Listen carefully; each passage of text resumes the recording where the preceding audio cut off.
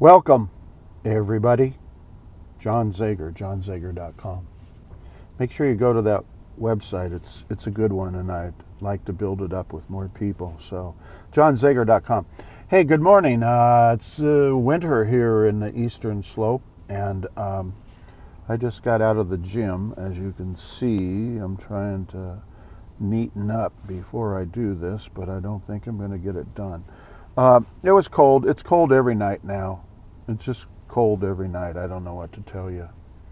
And supposed to get up to 40 today. I hope it does. That would be great. But okay, I guess I got that okay. So I want to talk to you about a couple different things today. Placebos. I want to talk to you about placebos. Let's put this up here and see how it works. Yeah, that looks pretty sturdy. I probably ought to get a haircut, huh? No, maybe not. There, I think that works better.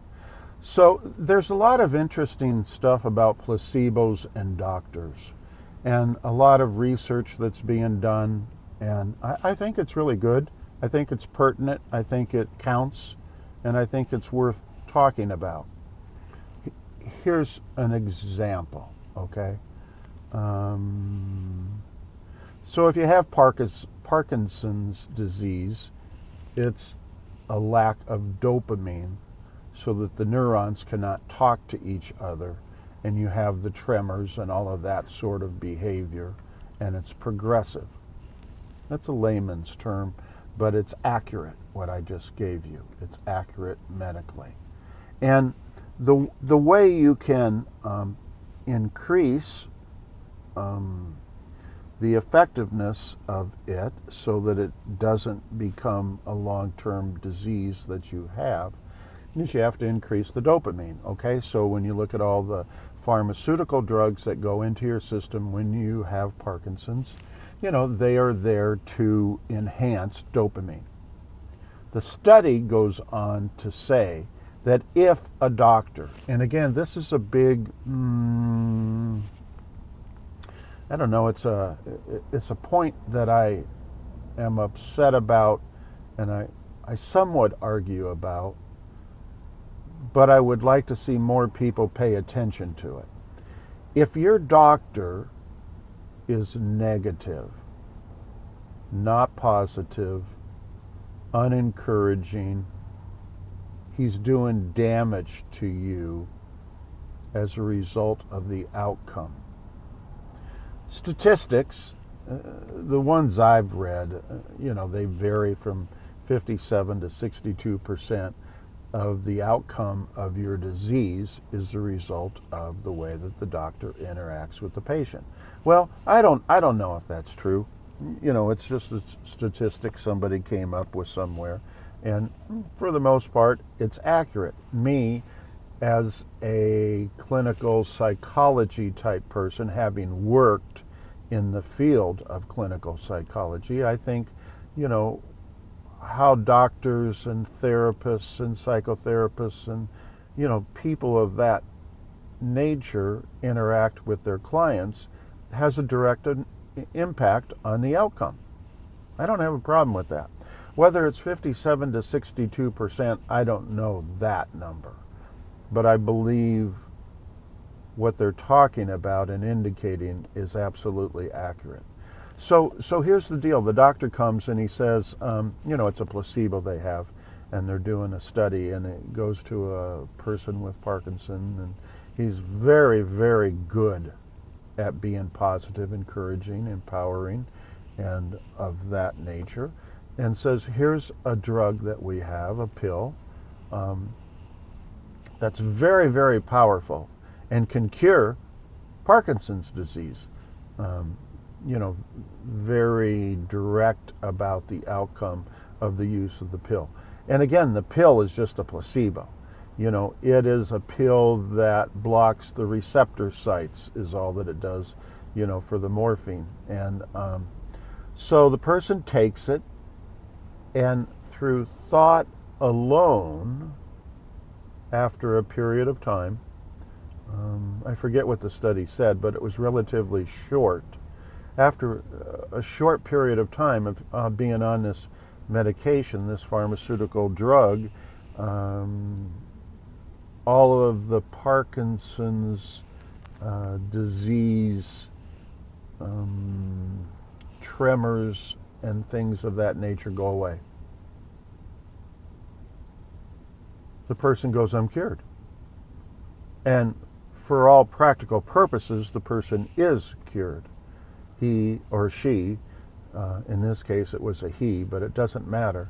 The person no longer has all the tremors, and the neurons are able to communicate with each other, and the dopamine level went up 200% above normal. I'm drinking a little cup of coffee here. What do you think of that? That's pretty cool, huh? Placebo. So then what they do, because they're doing research, is they put a dye into that person's body, and they want to follow the dye around to see the receptor sites, and if the dye is going to get into the receptor sites. If it does, it means the dopamine increase in the body through thought alone did not occur. And the dye could not find a receptor site that it could house, that it could go into. Therefore, saying that through thought alone, the person increased the amount of dopamine actually 200% and filled up all the receptor sites, which allowed the neurons to communicate amongst each other. And we, through thought alone, can produce, in this particular study, enough dopamine that far exceeds any normal level and rid our bodies of Parkinson's disease. Pretty amazing, huh? There's study after study after study. Another one. I'll just give you one more, but I'm sure you got the point after that one. Was people with depression. People with depression who were the same thing had a doctor who came and presented the new pharmaceutical, the pill, to take, which was going to be exceptionally successful for people with depression, and he presented it, so well and so positively and empowering that the person accepts, believes, and surrenders to what the doctor's saying and starts taking the medication to get rid of his depression. And the person, these are people with long-term depressions. These are clinically long-term depressions that a person may have had for years and years and years. I think the way they classify that in the DSM is you have to have 3 long-term episodes of depression before it's considered chronic. I'm not a doctor, but having worked in the clinical field for 45 years, that's exactly how it works. And so because of the manner in which the doctor presented the placebo, which of course the patient didn't know, in such an excellent manner that enhanced the outcome for the patient, in this particular case with the depression. And the person took it for 8 weeks, right? And again, please understand, the person was willing to accept, believe, and surrender to the drug, that the drug was given to him by the doctor. And it successfully, 100%, eliminated the depression from that point forward. Okay? It's pretty remarkable.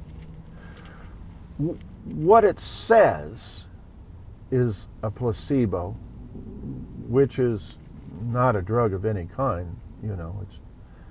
It's just a sugar pill, so to speak, and it just But what it does is through thought alone, if you're willing to accept, believe, and surrender to the belief, right, it changes or alters your body chemistry and biology, allowing you to produce the chemicals and drugs required for you to not have the disease that you have. So it's true with all kinds of different diseases.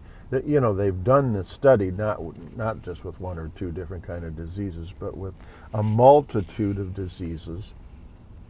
And again, it's science because they get the same result over and over again, no matter how many times they do it, regardless of the disease. That's pretty cool. That's real cool. So what are we saying here? We're saying placebos work and have worked for a long time. What's been omitted is the doctor factor in it and how it can alter the outcome. In medical school, based on my understanding and reading, there's not a lot of emphasis put on this aspect of treating patients. It's kind of a, they brush over it. The severity of it is overwhelming. And we, as patients, need to argue with doctors that are unprofessional and unethical in understanding basic psychology, in this particular case, about treating patients. Number two, we need to accept the belief that our thoughts can alter, and do, in fact, alter, as I just mentioned, our body chemistry and biology. Period. There is no, I just dropped my coffee over. It's okay, it had a lid on it. There is no other conclusion to that. There is nothing else. Your thoughts can change your body chemistry and biology. Okay? Here's the caveat. This is very, very important to hear this part of what I'm talking about today. When these people went back into their living situations, their environment, their house, their neighborhood, maybe their job if they were still working, their families, their relationships, they went back to the disease. There's a bunch of other studies that indicate this aspect. And what it's saying is that your environment can alter and change your recovery, your self-healing, and give you back that disease. That's damaging information. So having the thought alter the body chemistry and biology, taking away the disease, is a fact and does work. But it's the type of thing, here's the important takeaway, is that we need to condition our bodies to a new mind, a new way of thinking. So in order to keep the disease gone, right, maybe research indicates that we need to do that I don't know, morning and evening meditation.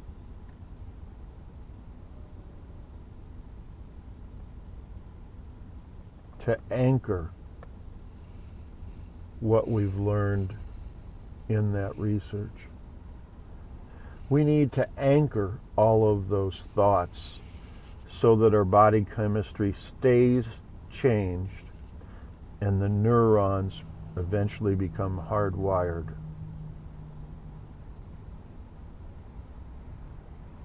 That's easy, isn't it, to understand? So anything that you do, we're talking about the subconscious brain here, the operating system, and it can change. It can go back the other way if we don't spend enough time getting it to be, all the neurons and neuron clusters to be hardwired so that it becomes second nature. And we really do, in fact, eliminate the disease. Another way of saying that is what I've been trying to talk about the last couple episodes is, we need to change our personalities. It's the old personality that has the thinking that created the disease. And if we can come away with thoughts where we accept, believe, and surrender, not knowing we're taking a placebo, but the fact that there's something there that's going to cure us, and it's greater, that thinking is greater than, that energy is greater than the day you went to your doctor and he told you you had cancer or something.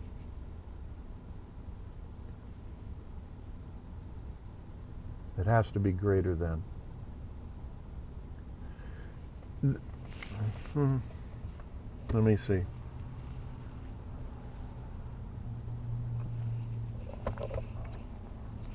I did kind of spill that coffee. So this is critical. It does work. Our thinking does have that much power and control over our chemistry and biology to eliminate disease. Research after research after research, it just continuously happens, all for the better. Okay, so anyway, I'm going to stop right here. We're at 18 minutes. That's kind of too long for me. I didn't mean to go that long. But again, listen to this over again. What I said is real accurate, and it's actually pretty easy to understand. And I encourage you to go back and listen to this again. Pass it on to other people. Get other people to follow this channel of mine. Subscribe to it. Hit that little bell notification. I mean, it all counts, you guys. It keeps me online. It keeps me online. Have I ever made any money from this? Absolutely not. I hope to. I really, really hope to. But my numbers are just so low. I don't have the following that some of the very notable people do with the neuroscience and stuff. But I've done my research and I'm giving you guys really good information. So anyway, God bless everybody. Take care of one another, and I look forward to talking to you all again real soon. Thanks a lot. See you. Bye.